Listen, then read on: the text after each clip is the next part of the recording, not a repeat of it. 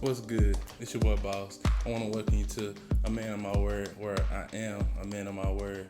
And on today's episode, I want to talk about Summer Walker and Meek Mill. So, Meek Mill and Summer Walker have been in the headlines as of late, talking about their record deals and their contracts and how they're not that favorable for them. So, first of all, I want to start out with Meek Mill. So, if you don't know, Meek Mill got signed in, I want to believe 2010. It is now 2021. That is 11 years ago. And he's just now talking about how he's in a bad deal. And that just doesn't make any kind of sense to me. If you know anything about the music business and how contracts work, contracts can be renegotiated. So, when when Meek Mill first came onto the scene, he didn't have any kind of leverage. So whatever a label offered him, he had to either accept or decline. He decided to accept that contract. Now, that contract might not have been favorable for him at the beginning of his journey, but we're now past that. And once he made a name for himself, once he got a couple albums under his belt and sold a couple records, he could have went back at any time and renegotiated his contract. And that's the problem I have with Meek Mill, is because he always talks like he's just this big guy, this big know-it-all. He's really big in the culture, but he doesn't have his own business together. And it just doesn't make any kind of sense, because this is the same guy that so-called has his own label with Dream Chasers record. And I just want to know, how can you have a label where you signing other artists when your personal business is not quote unquote correct or good or right as you want to say? So it just doesn't make any sense. And two, if I was an artist, I would look at Meek Mill a certain way, because here you are trying to offer me a deal to sign with you, but in return, your label that you signed to, you quote unquote doing you wrong. Now, I keep doing air quotations because a lot of artists like to scream that, oh, they're being done wrong, the label's taking advantage of me. That is true, and it's also false. And I'm going to break it down for you. So, it's true in the sense that some labels are taking advantage of some of these artists, but at the same time, they're not taking advantage of these artists. And this is the example I give. 21 Savage. So when 21 Savage first came out, before he signed his label deal with Epic Records, he was independent. His first album that he put out with Bank Account on it, if I'm not mistaken, that was straight independent. That was through DistroKid, if I'm not mistaken. That album went platinum. So when it came back around for him to sign to a label, he had what we call leverage. So he couldn't just accept any kind of deal. He wasn't going to accept any kind of deal. And that's what Meek Mill didn't have when he signed his deal 11 years ago with Rick Ross. Now, when artists have leverage, they can make the terms better and more in their favor to where they like the deal. But when you're an unproven commodity that don't nobody really know about, and I'm giving you all this money up front and I'm investing my money, because that's what the advance is. It's just a fucking loan to begin with. When I'm investing my money into you and there's no guarantee I'm gonna get my money back, of course I'm gonna make the deal more favorable for me in the beginning. But after you done proved yourself, then we go on. We can come back to the table and renegotiate. And that's my problem with Meek Mill. I feel like he hasn't came back to the table to renegotiate. It's been 11 years, and now he done went through his whole career, made all these millions of dollars, and then he signs to Rock Nation, which is managing him. And we're going to get into that. And all of a sudden now he has a problem with his record contract. Now, let's move on to Summer Walker. Summer Walker is a fairly new artist that popped onto the scene maybe 2 years ago, 3 years ago, 2018. Her contract is in the news as of late, and everybody is saying that she's in a bad contract. There's been excerpts from I forgot, Rolling Stone article or something saying how her contract is not favorable. And her contract is not favorable because it goes back to what I just said about Meek Mill. No one knew who Summer Walker was. So Summer Walker is signed to LVRN, which is Love Renaissance. And from what I gathered in my research, it's 5 people that went to college who formed a record label or collective together, and that's LVRN. Summer Walker's on LVRN, Black is on LVRN, Westside Boogie is on LVRN. They got a couple acts that's actually doing some stuff. So I don't think she's in a bad deal. And matter of fact, Summer Walker has came out and said that she's not even in that same deal that everybody's making a big hoopla about to begin with. And that's my point.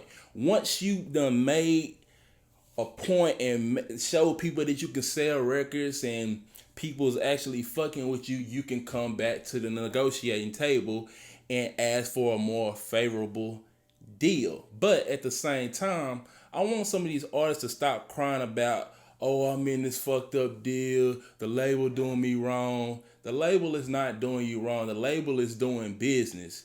Whether it's good business or bad business, that's up to you and what you get out of the deal. Now, like I said, a lot of these artists come to these labels, they don't have any leverage. So yeah, the label is going to make the deal more favorable for them. But I will say at the same token, they're benefiting off these quote unquote bad deals. Now let's move back to Meek Mill. Like I said, Meek Mill signed his deal 10 years ago. I might pull up the video if I can find it so y'all can see. He was happy as hell. Him and Wale signed their deals at the same time. And they haven't said anything about it yet. This is 11 years later, now all of a sudden you in a bad deal. And I just don't like that, bro. You could have been and renegotiated. But hey, you the big dog. You running shit. You signed a Rock Nation. It is what it is.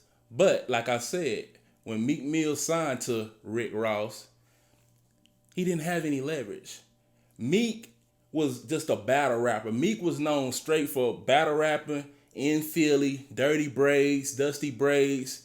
He had a couple street singles here and there that people fuck with locally, but in a mainstream way, nobody fuck with Meek Mill until he signed with Rick Ross. And that's my whole problem, because a lot of artists sign with these artists and they ride the wave of these artists, and then when they get on, they start to get amnesia. Shout out to French.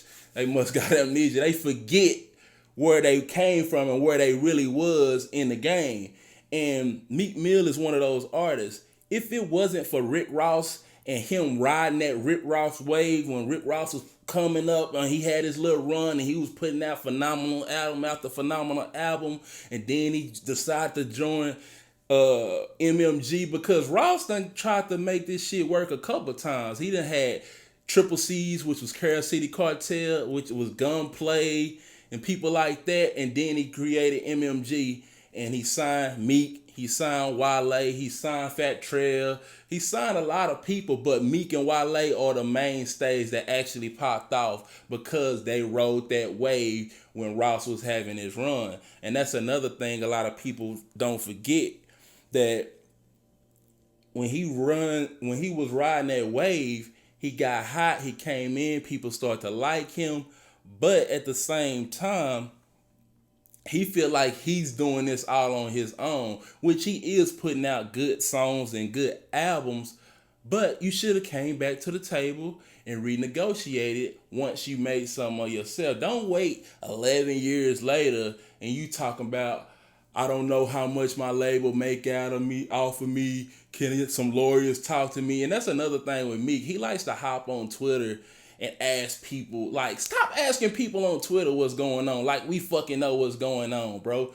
Hire a lawyer, have them audit your label, because you can't audit your label, have them open up the books and show you what they spending money on, where this money came from, how much money they gave you, how much money they making, and then you'll have those answers. Stop asking us on fucking Twitter like we supposed to know. We can't just go up to Atlantic and find out what's going on, bro.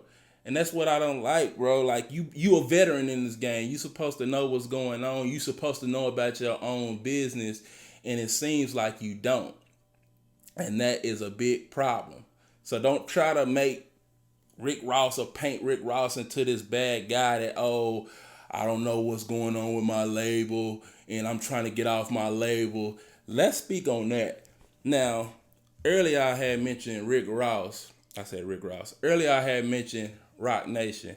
Now, Rock Nation, as of late, has been doing some dirty shit in my eyes. I feel like they've been poaching a lot of artists. They poached Uzi away from Drama and Don Cannon, their generation now. They poached Megan Thee Stallion away from Carl Crawford from 1501 Entertainment. They poached somebody else away. I can't remember who it was, but they keep poaching people away and they keep looking into people's deals, and then people coming out saying, oh, I'm in bad deals and yada, yada, yada. They're not in bad deals. They might not be in favorable deals because they're still in deals that they signed when they was a beginning artist and they didn't come back to the table and renegotiate to get better terms. So I understand that. But at the same time, I feel like Rock Nation is a detriment and their help to the artists, because at the same time you taking and fucking with people's business because they do have these contracts with these artists, but at the same time these artists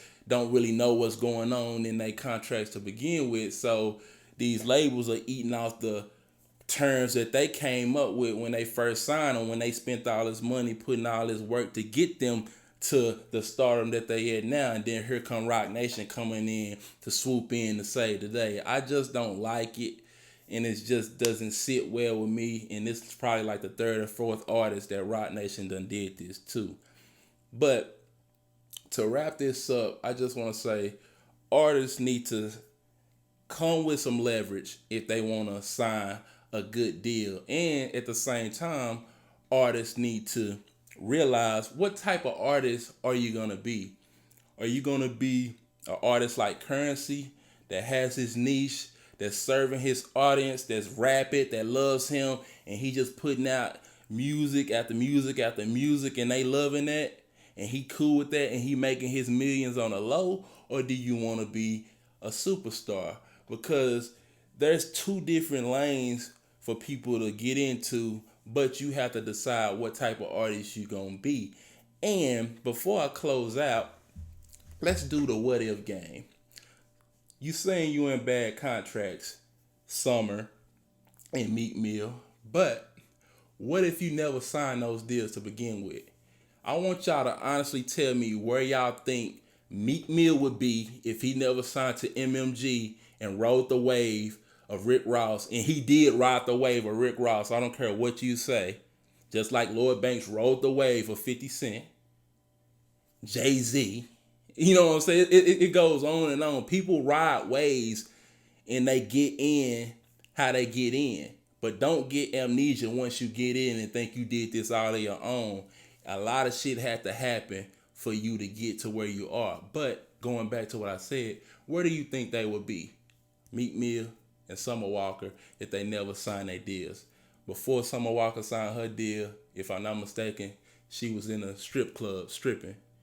And Meek Mill was a Dirty Braids battle rapper. How many of these guys you still know that still Dirty Braids battle rapping? And that's all they know. They might have had a little buzz, but all they doing is battle rapping. And that's not to not battle rap, but it's battle rap and then it's the actual league. NBA G League. So let me know how y'all feel in the description below. Me personally, I feel like if Ross didn't give him this shot and this chance, we wouldn't even give a fuck about a Meek Mill. But that's just my interpretation of things. Let me know how you feel about it down in the comments below. Thank y'all for watching the channel. Thank y'all for watching this video. And like I always say, make sure you hit that like button, hit the subscribe button, and don't forget to hit the bell notification so you know when your boy drop a new video. I'll catch y'all on the next one. I'm out. Peace.